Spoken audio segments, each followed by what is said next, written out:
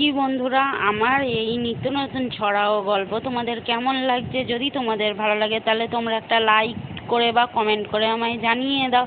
আর সত্যি সত্যি তোমাদের যদি শুনতে ভালো লাগে তাহলে অবশ্যই চ্যানেলটি সাবস্ক্রাইব করে রাখো, যাতে আমি রোজ রোজ গল্প ও ছড়া ছাড়লে তোমরা শুনতে পাও, কেমন?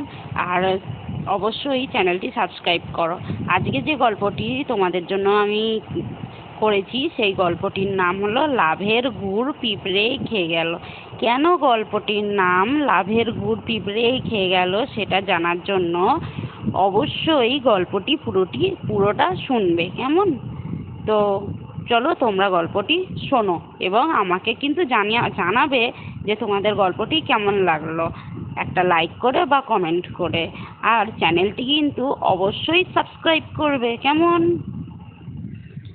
অফিস বেয়ারার 50 লাখ টাকার লটারি বাঁধার পর থেকেই নেশাটা চাকিয়ে ধরেছে বিকাশবাবুকে। স্ত্রীর তীব্র বাক্যবাণ ও বিরত করতে পারেনি তাকে। আচ্ছা, তুমি কি কোনোদিনই শোধরাবে না? তোমার এত লোভ, তুমি যা পেয়েছো তাইতেই তো তুমি ভালো থাকতে পারো না। তুমি এখনো পর্যন্ত লটারির টিকিট কেটে যাচ্ছ। এইভাবে যে একদিন সব তিলে তিলে শেষ হয়ে যাবে, তুমি কি বুঝবে না? কোনোদিন বুঝবে না? কি জানি তোমার কি বুদ্ধি, তুমি কবে ঠিক হবে আমি তা বুঝতেই পারি না, একদমই আরে গিন্নি, চটছো কেন? দাঁড়াও না, একটুখানি সবুর করো। একবার শুধু ফার্স্ট প্রাইজটা পেয়ে যেতে দাও, দেখবে আর আমি টিকিট কাটবো না। হ্যাঁ গো, তোমায় কথা দিচ্ছি, আমি শুধু একবার ফার্স্ট প্রাইজটা পেয়ে যাই, তখন আর টিকিট কাটবো না, সত্যি কথা। পচার দোকানে বসে রোজ চা খেতে খেতে টিকিটগুলো মিলান আর আশাহত হয়ে টিকিটগুলো ওখানেই ফেলে চলে যান বিকাশবাবু।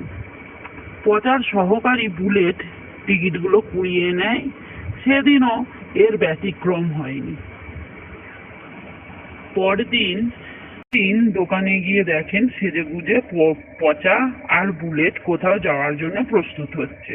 তাকে দেখে পচা এক গাল হেসে বলল, লটারিতে বুলেট ফার্স্ট প্রাইজ পেয়েছে, তাই ওকে নিয়ে যাচ্ছি প্রাইজটা আনতে।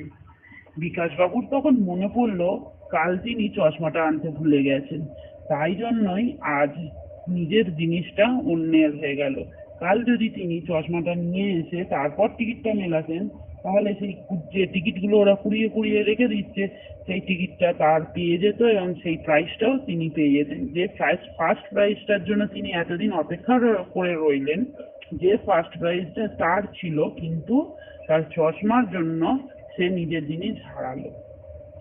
তাই তিনি বললেন, যাহ, লাভের গুড় পিঁপড়ে খেয়ে